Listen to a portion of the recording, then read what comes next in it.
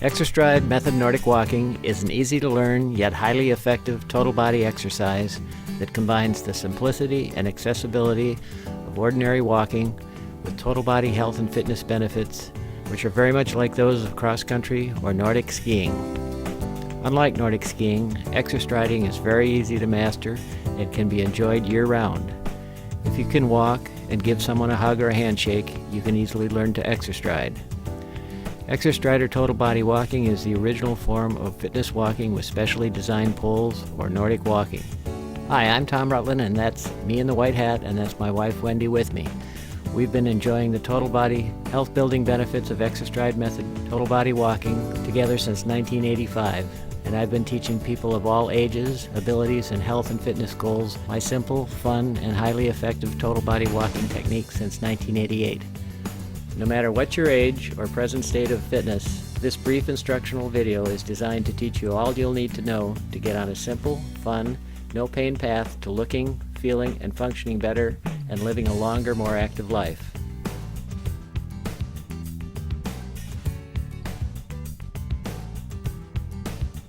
Thanks for buying your new Exerstrider Total Body Fitness Walking Poles.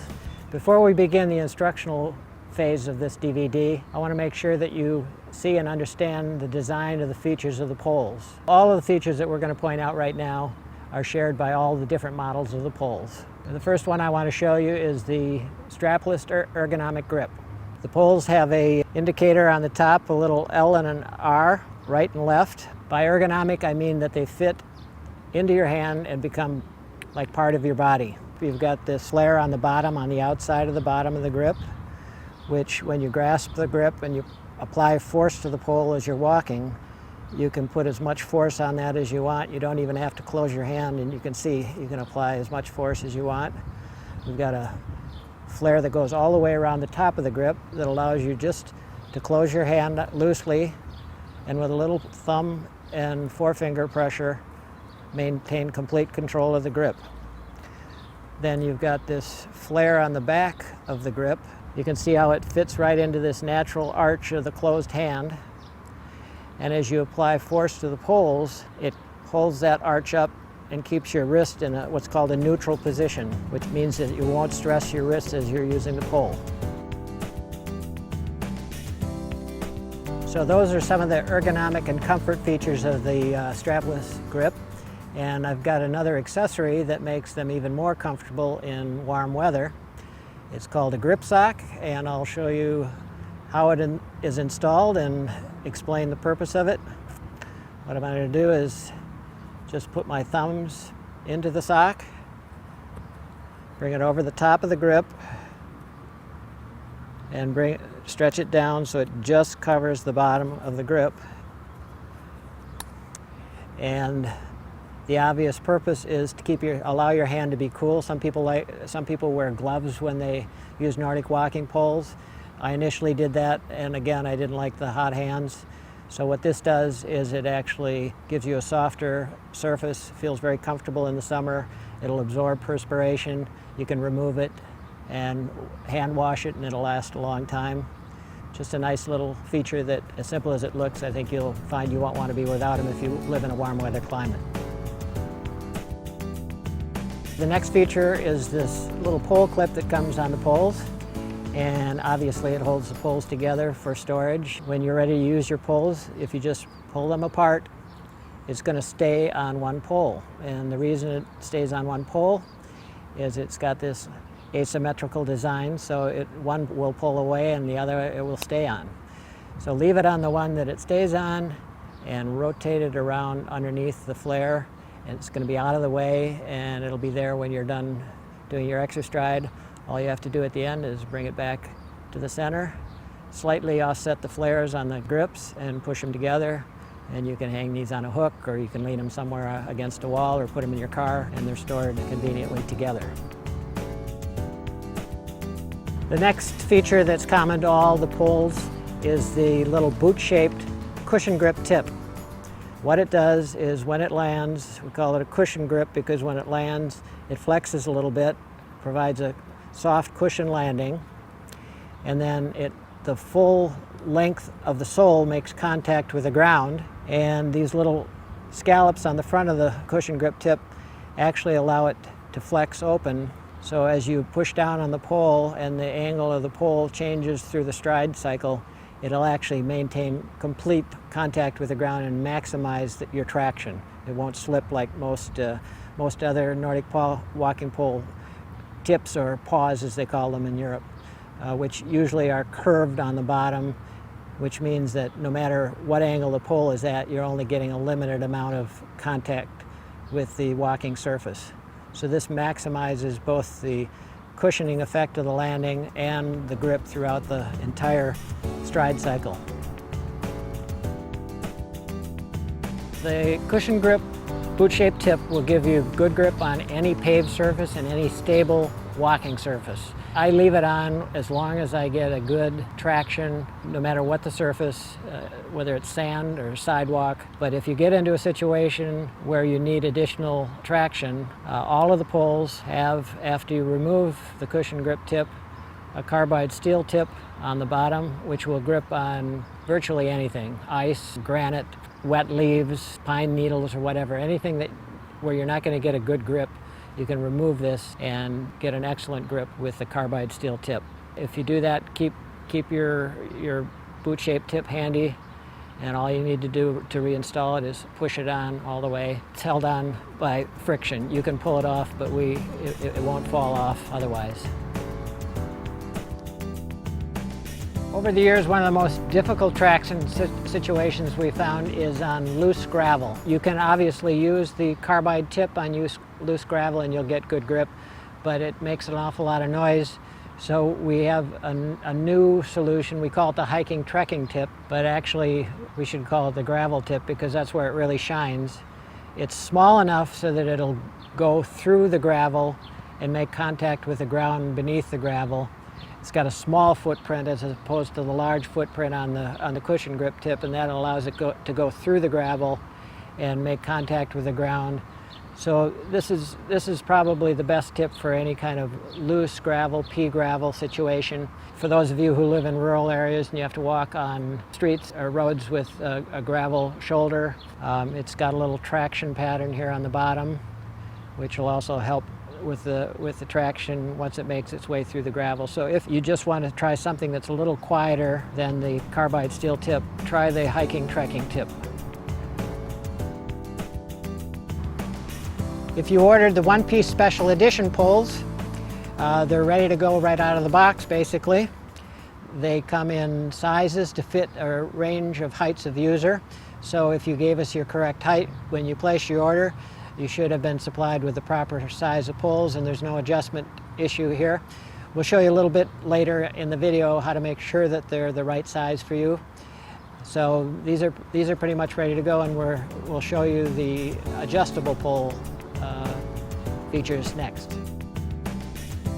If you ordered one of our OS 2 series poles, whether it's the blue, the green, or the Prevention Pink, we're going to show you the unique features of this two-piece telescoping pole. We'll show you how to adjust it properly to your height and to lock it securely so that they're ready to go and begin your walking.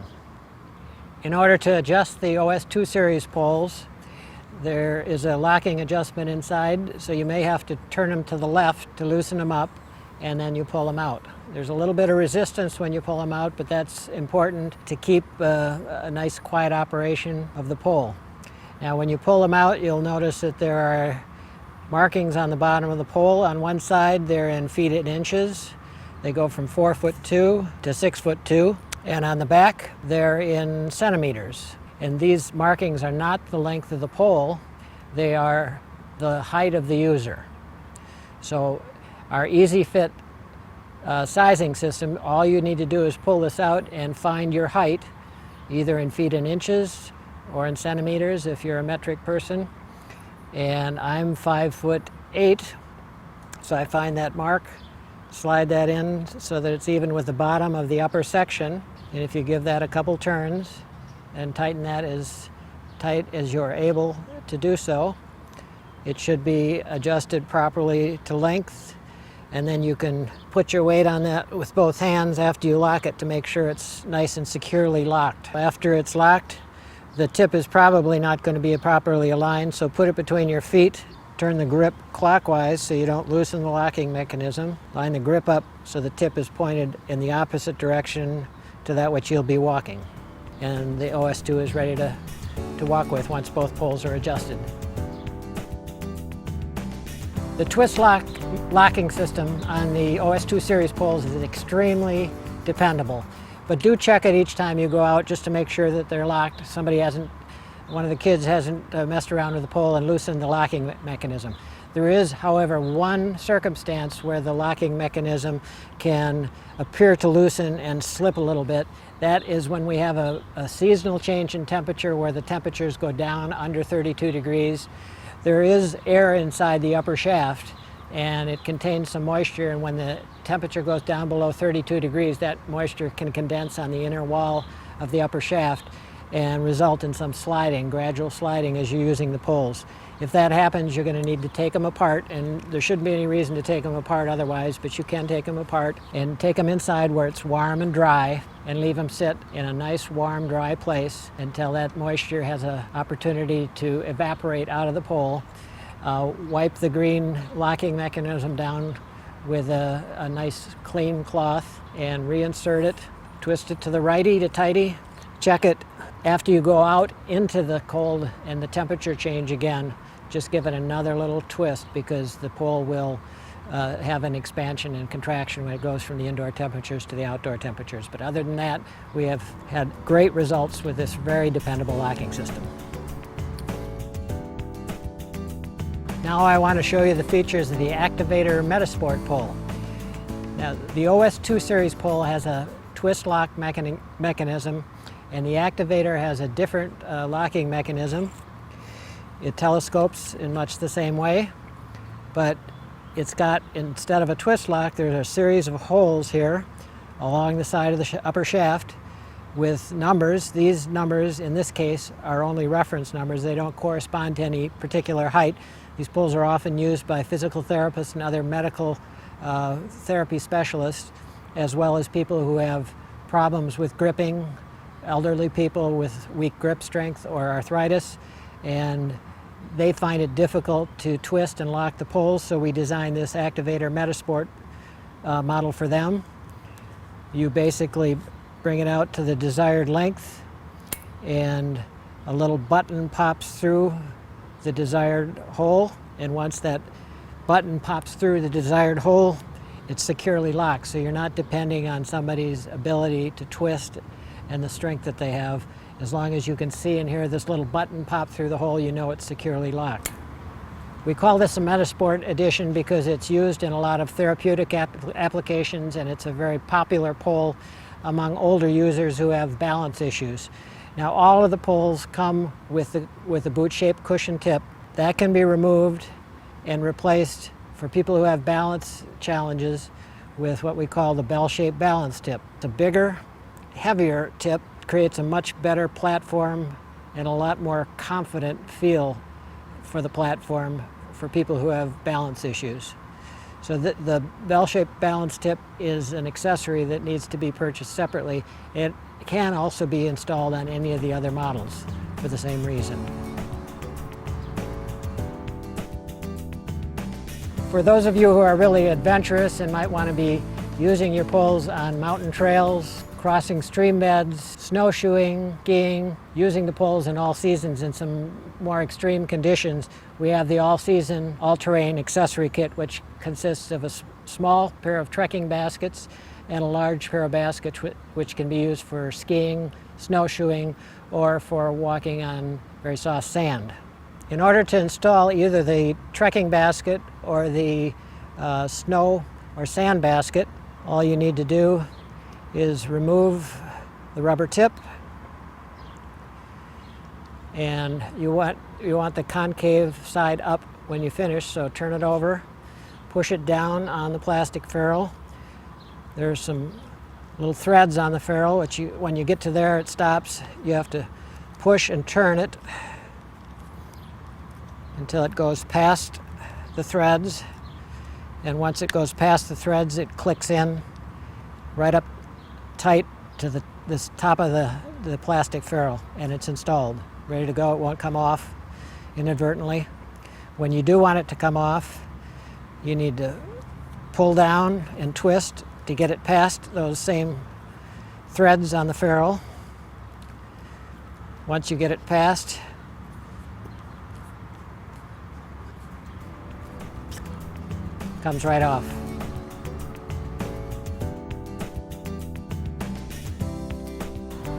Now that your poles are adjusted to the proper length and you check to see that they're securely locked, I want to do a simple exercise, a little demonstration that will show you what exerstriding is really all about. So I want you to stand with your feet about shoulder width apart and your arms extended out straight from your shoulders, reaching out like you're reaching out for a handshake with both hands, slight bend in the elbow. And what I want you to do is just stand and don't lift the pole, but just push one pole into the ground, then the other. One pole into the ground, then the other. Left pole, right pole, left pole, right pole. Do this about 15 times, and as I'm talking and you're doing this, focus in on what's happening in your body. Feel the wave of contractions. You should feel an obvious wave of contractions going through your midsection, your core muscles. Core is where all of your strength emanates, and this is a great way to work the core. So to isolate some of the contractions that happen, put down one pole, and I want you to hold one pole out. And as you push down on that pole, I want you to feel your forearm flexors contract. Your tricep, the muscle on the back of your upper arm, contracts. You reach around here to the back muscle on the side. It's called the latissimus dorsi. You can feel when you push down on the poles, that muscle contracts. Go up here to the chest muscle. Push down on the poles, you'll feel that contracting. And then obviously the abdominals. Now when I first started walking with the poles, I didn't even notice the abdominal work because all abdominal and core contractions that happen when you walk are integrated into the movement. You don't really feel them, but you can feel that they're happening with each push of the pole. And you walk about 2,000 strides per mile, so these contractions occur about 2,000 times per mile. When you're doing ordinary fitness walking, you're only really seriously activating about 40% of the muscles in your body. When you start involving all these upper body and core and back muscles, you're activating about 90% of the muscles in your body. And you're doing that again with every stride. You're getting what I call synergistic resistance benefits. So let's say you make it a goal to walk 10,000 steps. If you're able to walk 10,000 steps, you're gonna do about 50,000 plus reps. And if you don't have time for 10,000 steps, my wife Wendy and I usually only walk about 45 minutes in the morning. We do about 5,000 steps, and we get 25,000 plus reps of all these muscles in the upper body. That's where your metabolic rate goes up, your caloric expenditure goes up, and your oxygen uptake increases as well. So without feeling like you're working any harder, you get a lot more benefit from the exercise because all your muscles are moving and contracting and being put to use to move your body forward. Even though you're doing all this additional work, it actually feels like you're working less. That's one of the great things about exerstriding. So that's why I say about the exercise, this exercise is different. People actually love it. You love the way it makes you feel. You love the results you get when you involve 90% of the muscle mass in your upper body. And it makes a workout more demanding in terms of physiology and oxygen consumption and calorie consumption, but it actually makes it feel easier than if you were walking without the poles. We're nearly ready to begin walking with the poles, learning how to walk with the poles, but before we do that, I want to talk about how you grip and maintain control of the poles. Remember that I said the grips are ergonomically designed, and that means they fit right into the closed hand and begin to feel like they're part of your body. All you have to do at all times to maintain control of the grip is just keep a little pressure between the thumb and the forefingers, and then close your hand around the grip. I like to tell people that you want to grip the the ergonomic grip as though it was a small bird. Close the hand around it, keep it from flying away, but don't press so hard. You don't ever want to have a white knuckle grip on the pole. If you do that, you'd squeeze and break some of the bones in a small, fragile bird. So just a closed grip. So we're going to start out with the poles in our hands, and the hands hung loosely at our side. Just a little bit of pressure between the thumb and the forefingers. Remember that the ergonomic grip makes the pole feel like it's part of your body, so just close it around the grip and you're ready to go. Now, in terms of how the arms move, there are really two essential points that you need to remember for good technique in exerstriding, and they're called the handshake and the pump handle. So to begin with, let's do a little drill where we go up into the handshake position. Now, if I don't give people this instruction, what they're going to do is they're going to lift and plant the pole. All you have to do is keep a loose grip between your thumb and forefinger, and don't lift the pole, lift the arm up into the handshake position. Just lift the arm up into the handshake position. If you're doing this, that's not the correct way. Just lift the arm up. If you went to open a door, you just lift your arm up to open the door. So just a little pressure between the thumb and the forefinger and lift the arm up. Do the same thing with the other hand. And notice that the poles land with a slight angle to the back. That's the way it should be. Now, the reason I'm telling you this is you don't have to think about how to lift and plant the poles. All you have to do is lift the arm and the pole will come and plant where it should be at the angle it should be. And lift the arm, don't lift the pole. So do that 1 or 2 times up into the handshake position, and that's all there is to it. Again, just a little pressure between the thumb and the forefingers. This is called the transition technique because what we're going to do is we're going to make a simple transition between ordinary walking and exerstriding, and it'll be very easy. All we have to do is let our arms hang loosely from our shoulders and have a little pressure between our thumbs and forefingers and close the hand around the grip. Other than that, try to forget that the poles are even in your hand, and all I want you to do is begin walking and dragging the poles and try to forget that they're even in your hands. Just let your arms and legs swing naturally.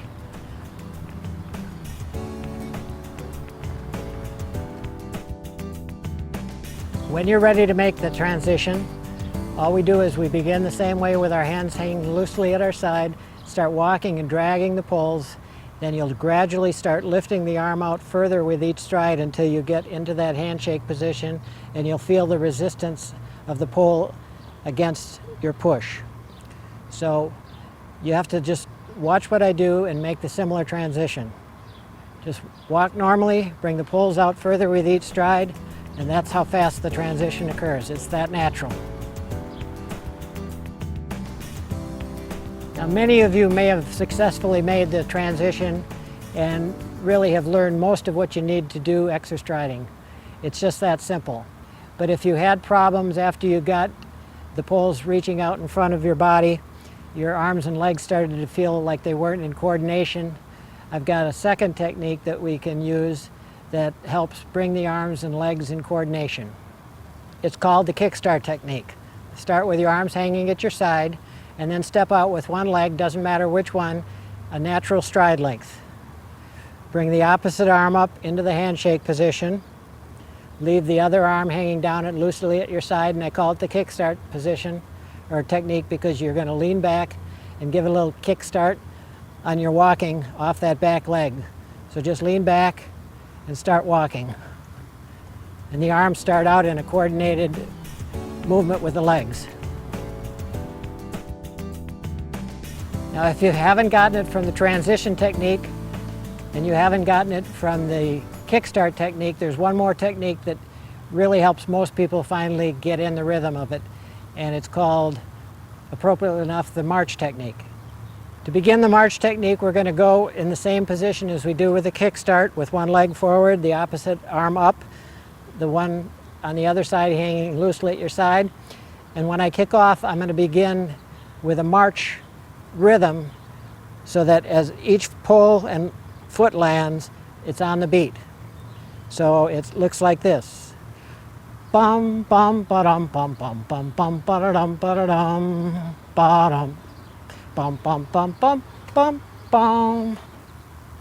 Now some of you might not think I'm very musical by the music I just made, and some people aren't comfortable with music, so I've come up with another version of the march technique that I call the metronome technique, the tick-tock, tick-tock of the metronome. So instead of having to try to make music, which I do, you can just do it with the metronome. So get in the same start position, lean back, and start walking. Tick-tock, tick-tock, tick-tock, tick-tock, tick-tock, tick-tock. Remember that ordinary walking and exerstriding are really natural. The arms and legs are swinging in the same way they've been swinging since you started taking your first steps, your first baby steps. Now for those people who are still having problems with the techniques that we've already gone through, there is one last thing that has worked for virtually everyone, and it starts out with baby steps. So we go back to taking our baby steps, and we basically start out with very short steps, and we gradually lengthen them out. So start out with one arm extended out, one leg extended out, and just start taking baby steps and then lengthen the steps over time until you've made the transition. This is, I guess you could call this the baby steps transition. So it's baby steps, baby steps, baby steps, baby steps, baby steps, longer, longer, longer, baby steps, longer, longer, longer, longer, reach out further. Now it's up to you to go out and practice the techniques that you've learned. It won't become completely natural until you've done it a few days or a few weeks. But if you go out and practice, it will become more and more natural, and you'll have to think less and less about any of the aspects of it and just enjoy it. I encourage you to review the video, the DVD, from time to time to see if there's some things that you missed that have new meaning and can improve the experience. But there are a few things that I want you to remember when you go out and start practicing. Remember, it's about intensity of the work that you do, not about the speed. So instead of trying to walk faster if you want to get more out of it, walk within what I call your personal walking speed limit. That's the maximum speed at which you find walking enjoyable. Now if you're walking with another person, you're going to have to let the lowest personal walking speed limit of the persons involved set the pace. But it doesn't matter how fast you walk, because it's not about speed, it's about working with intensity, putting more work into the poles if you want to get more out of it. And in regard to that, the way to get the most out of it is always to make sure you reach out as far as you can into that handshake position. You never want to lock the elbow out, but you want to extend as much as you can without locking the elbow out. So the mantra that I want you to keep in mind is reach for the maximum results. If you reach for the maximum results, you get the most out of it. Keep a natural, comfortable stride. Don't try to increase your stride length, even if you're walking at a slower, natural pace. Keep the stride natural. It should feel as natural as walking at all times. Plant the pole lightly. Remember I said lift the arm, don't lift the pole, and the pole will find its own place, and once it lands, put as much force into it as you want. But make sure you land it lightly. You want to always grip the pole as lightly as possible. And always remember the handshake and the pump handle technique. Remember to extend out into that handshake and push down, pivoting from the shoulder. Don't bend the elbow. Push down, bring it back up, push down, bring it back up. You can monitor yourself when you're walking if you watch your upper arm. If you're doing a proper handshake and pump handle technique, you can see the upper arm moving. If you get lazy and sloppy, you're going to look down, you're going to see your arm moving, but your upper arm not moving at all. So look down and make sure that's moving. And if you're walking with somebody else, you can remind yourself, you can monitor each other. My wife and I do it all the time. If I'm getting lazy, she'll say, watch your arms, and I'll look down and I'll look at my arms and I'll get back to that good technique. So remember that results come from attention to the details of the technique. You don't have to be perfect about it, but the more attention you pay and the better technique you develop, the more results you're going to get. And think of exercise as a long-term investment. Don't think that you're going to get amazing results in a matter of a couple days. You're going to feel amazing in a couple of days, but the results of any exercise are going to come over time. You don't have to do the no pain, no gain thing. Basically, you're putting 90% of your body to use, doing thousands of repetitions, working the muscles, flooding your body with oxygen, getting nutrients to all your cells in your body, and that's going to improve your health, improve your energy over time. You're going to want to do it every day. A lot of people, when they start an exercise, they say, gosh, how many times a week do I need to do this? And I more often hear from people and they say, is there any problem with doing this every day? Because if I don't do it every day, I just don't feel as well as what I do when I do it each day. They feel energized by it. Good use exercise where you don't abuse your body should make you actually feel more energized. So my advice for you is stop thinking of life like it's a high intensity activity and exercise needs to be that way. Life isn't a race, it's an endurance event, and my guidance is to try to finish as far back in the pack as you can and enjoy every step along the way, and that'll make exercise fun. And Exerstriding is the way to get the most out of it because you're involving your entire body. For those of you who have purchased the Exerstrider poles to act primarily as a balance assisted device, I need to show you how to set them up for the proper length and how to use them for stability and balance.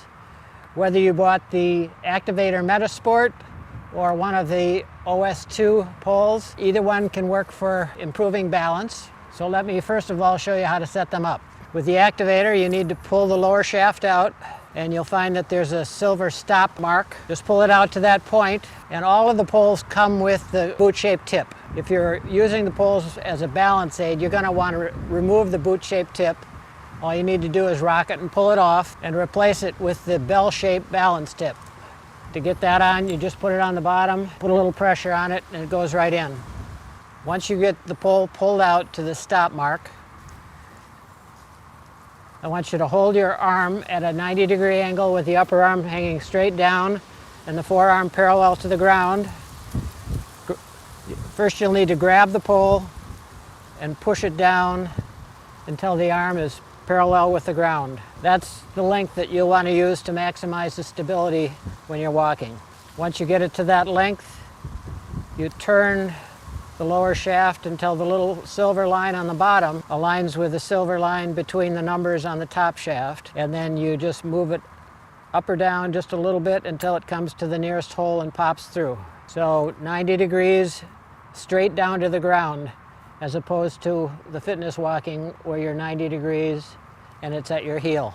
With the Activator, once you get it adjusted, you can just note the number on here. It's a number 6 in this case. I'm going to pull this one out, align it, and pop this one into the number 6 spot. And now when I stand with my arms at a 90-degree angle and the pole straight up and down, we've got a proper fit. With the OS2s, turn it to the left to loosen the lower shaft, pull it out, and again you'll find the stop. Again, just grasp the pole in your hand and bring it down. So as the pole is vertical, your arm forms a 90-degree angle. And on this one, you can note the length with the height markings on the bottom. And you can turn that to the right to tighten it. Tighten it as firmly as you can, and then check to see that it'll bear your weight. And then I noted the mark on the other pole. I'm going to adjust this one to the same length. And I've got the 90-degree when the pole is straight down to the ground. Now again, whether you get the Activator or you get the OS2 series poles, you'll want to change out the boot-shaped tip for the bell-shaped tip for maximum stability. Let's learn how to use the poles for maximum stability and to improve your balance as you walk. We've got the poles adjusted properly for your height, with the upper arm coming straight down from the shoulder, a 90-degree angle in the arm, and the parallel forearm, the poles going straight down to the ground. You always want to keep the poles as vertically planted as possible to maximize your stability. Now there are two rules that you should observe when you're walking with the poles for stability. One is keep the tips of the poles outside of your line of walking. You're going to be walking forward here and here. You want the poles outside of the line of your feet. If you get them too far in, you're going to run into them and it's going to create a falling hazard, obviously. So keep the poles in front of you and keep them outside the line of your feet. Other than that, it's pretty natural. As you step forward with one leg, the opposite arm moves forward, and it's just a series of walking in that way. You can see if you keep the poles planted in front of you and outside the line of walking, you're not going to have a tripping hazard.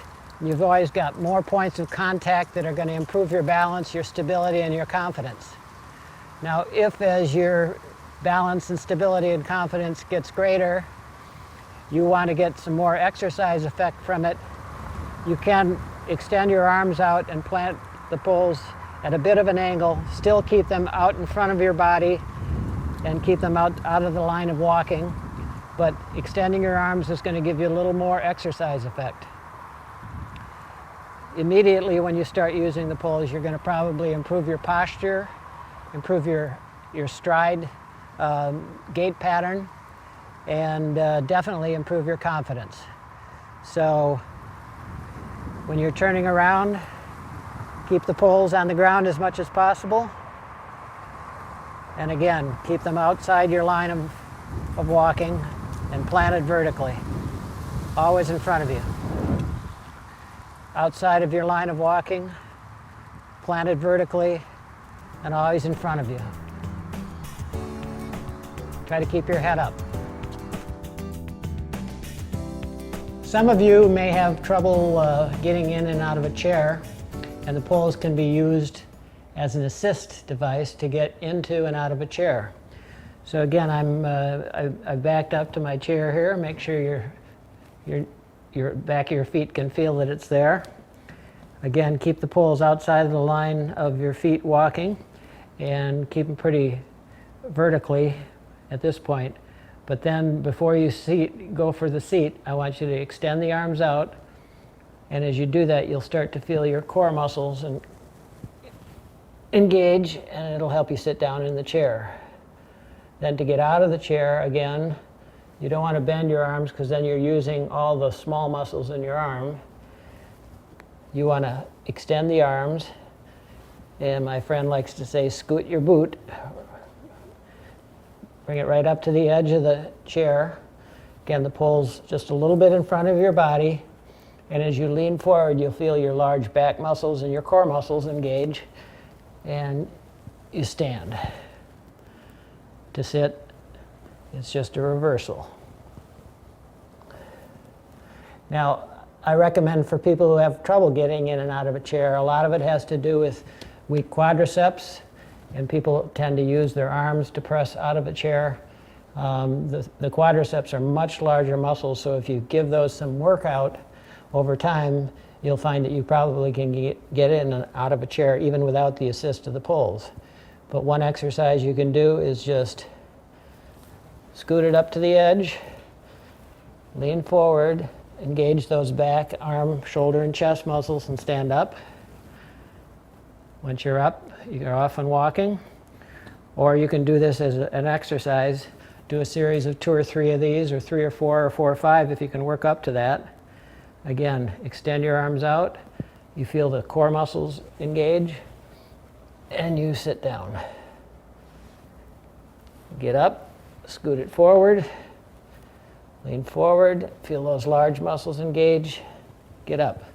Now, if you do that exercise 2 or 3 times in the morning and 2 or 3 times at night, and do it every day, and do it for a few weeks, you can work up to 3 or 4 times, 4 or 5 times, and after that, most likely you're going to find that you can get in and out of the chair without the aid of the poles if you need to, because you're going to have strength in those quadricep muscles.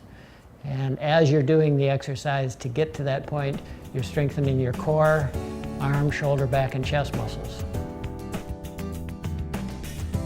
I'd like to show you just a few exercises that you can do with the poles besides walking.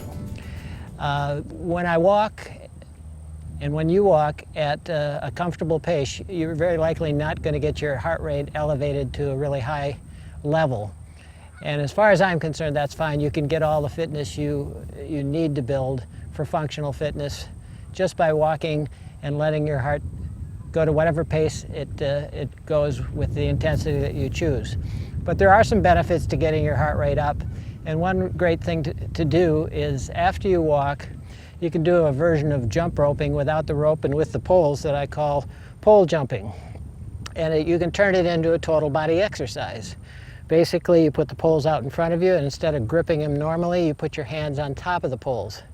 Now, once you do this, just press down and you can feel how it activates the same muscles as when you're exerstriding, your core muscles, all your back muscles, shoulder, arm, and chest. So a neat thing to do when you get back from a walk, you can do some jumps. Now, if you've got bad knees and jumping is hard on your knees, you can also just flex your knees and come up. And what I'm doing is I'm pushing at the same time, and I can feel the core contractions, arm, shoulder, and back contractions at the same time. If you're able to jump, it looks like this. Again, I'm pushing as I go up, and right away my pulse rate is going way up. So when I do take the time to do this, generally what I do is I do about 100 jumps, and that takes less than a minute. And when I get done, my heart rate's up into a maximum range. And the advantage of doing something like this, where you get your heart rate up into the maximum range, is it will help stimulate the production of HGH, which is a real essential thing for keeping healthy and cells young. It doesn't just build muscles. It's also very important for fooling your body into thinking you're still in the growing mode. So that's jumping with the poles forward. You can also put them off to the side. Do the same thing with the hands on top, and as you push down, you're going to feel the lats really are activated. So you can do the same thing. You can just go down and push up like this, or you can do a real jump. And you can either just jump or do a version of the jumping jack. And again, you can't see it, but as I'm doing this, I'm pressing down on the poles and turning the jumping activity into a total body exercise. You can also twist to the side to help improve the range of motion of the shoulders, and do a little rotation of the spine. And as you can hear from my respiration and the way I'm talking, my heart rate is way up. But that's something that takes about 2 minutes that you can do anytime you find or want to take the time to really get your heart rate up and stimulate both your heart muscle and the production of HGH. So that's one exercise. For those of you who are a little older and are beginning to be what I call balance challenged, let's say you try to stand on one foot and you're unable to do that. One of the exercises that you can do that's very simple, and you can hold the poles in the typical manner and just lift one foot. Now, when I've worked with people in their 80s and 90s, often they lift one foot and they have to put it right back down.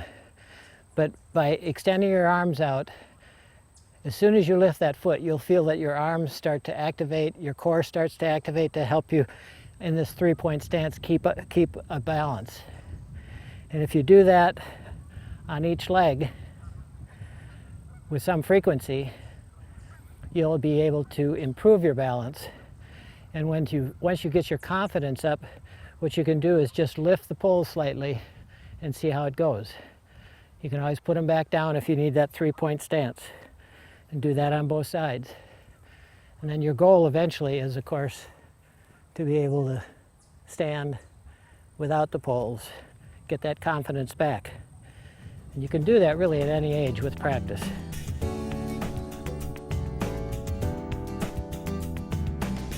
Another great exercise that you can do with the poles, just grip them typically, extend your arms straight out from your shoulders, have the tips pointed back so they're a little in front of your toes. And then what we're going to do is we're going to do some knee bends. Now, depending on how healthy your knees are and how strong your legs are, it could be, you could start out with just a little bit of flex and come up. Now what I'm doing as I come up is I'm pushing. So I'm taking some of the load off my legs and putting it on my core muscles and my back muscles. So it's a way to build all the muscles in your body just by doing these squats. Now if you go into a full squat, if you're able to, you can go all the way down until your upper leg is almost parallel to the ground. And now as I push up, I'm really getting a workout in the upper body. If you're able to, you can do this after a walk, or you can sit in front of the TV. And if you're really fit, you can do this for 2 or 3 minutes. And when I started doing this, because I hadn't done squats in years, it was difficult for me to do a full squat without the poles. So I used the poles, and now after doing it with the poles, I'm not only strengthening my core, my lats, my back, arms, shoulders, and chest, but I'm strengthening my knees. And then you get stronger, you can go down on one leg,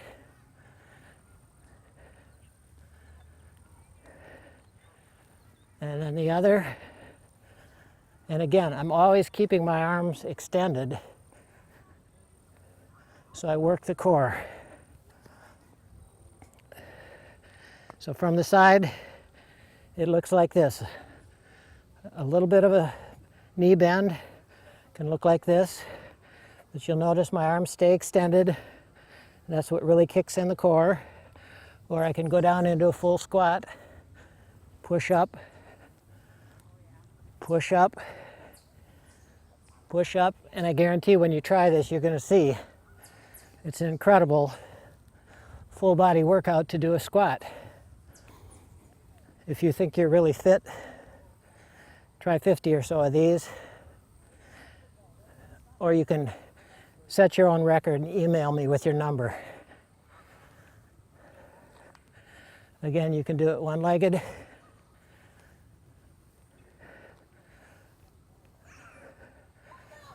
Or two-legged. So that's just a great exercise that you can do anywhere, anytime. I'd also like to show you a few range of motion exercises that you can do with the poles.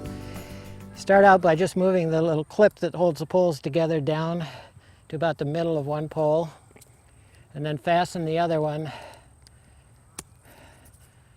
So you've got the poles like this. Put them over your shoulders. And now what you can do is you can do about a quarter twist, and you can see that the poles sort of indicate how far you've twisted. Do a quarter twist to the other direction. Now try to take it a little bit further. A little bit further. Always do this slowly. Anyone who has osteoporosis, you probably shouldn't do a twisting exercise like this. Otherwise, it's a good thing to keep your spine loosened up. Okay, now on this one, I'm going to try to take a full 90-degree twist. So the poles go a full 90 degrees. Anybody who's a golfer, this is a good exercise. See if you can take it beyond 90 degrees. If you begin doing this, do it gradually until you get a comfort to get that much range of motion. Do whatever is comfortable for you. Now you can also lean forward and do the same thing here. Same thing here. See if you can take it to a full 90 degrees. A full 90 degrees. Never go beyond your comfort level. Lift the poles straight up. Let them drop down with your arms extended. And then let your upper body go down. Try to keep your knees fairly straight. And back up. Over your head. Drop them down behind your back. That'll help with the flexibility of your shoulders. Straight up, down, up. Then you can also do it this way,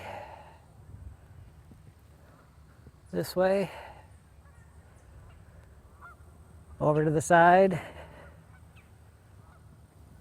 the other side. You can take the poles, put them behind your back, and you can use this to extend the tricep on the upper arm and bring the other arm up, improve your range of motion on your shoulder. Always do it gently, never do it too hard. Reverse it. Whoops.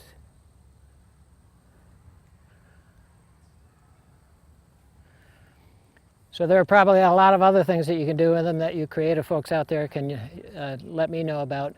But it's a great way to use some the poles for some range of motion exercises.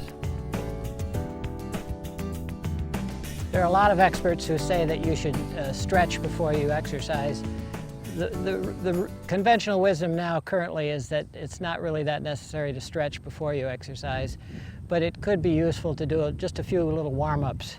One would be where you lift the leg up, you point the toe, flex the foot, point the toe, flex the foot, do some circles just to make sure the joints are all warmed up. Go in both directions. Then the other, point, flex, point, flex, do some circles.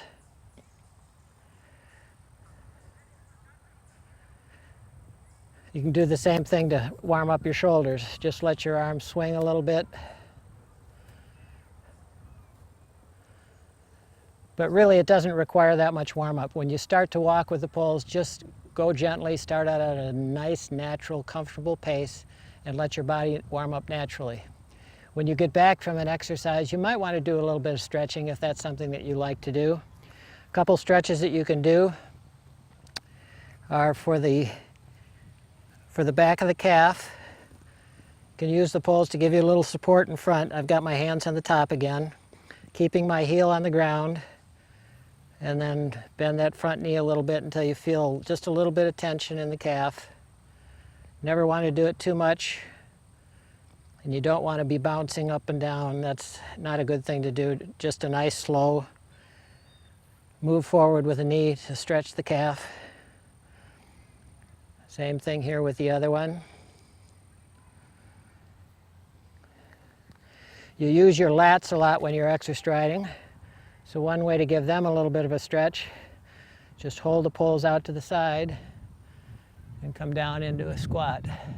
You can feel the pectorals stretch, the lats stretch. If you want to get the pectorals to stretch a little bit more, just move the poles back. Again, only do it as much as it's comfortable. I can really feel a good stretch on the pectorals right now. Bring it forward and come up. Another one to get your back stretched out, put the poles out in front of your body. Step back and try to, as much as possible, just let your trunk fall down so there's a straight line between your trunk and your arms. This is stretching my shoulders, my back. Feels great. It's very relaxing.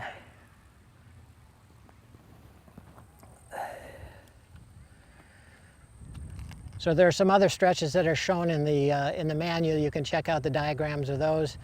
And there are a lot of, just about any yoga stretch or any kind of traditional stretch you can adapt and use the poles as a tool. It's kind of fun to be creative with it.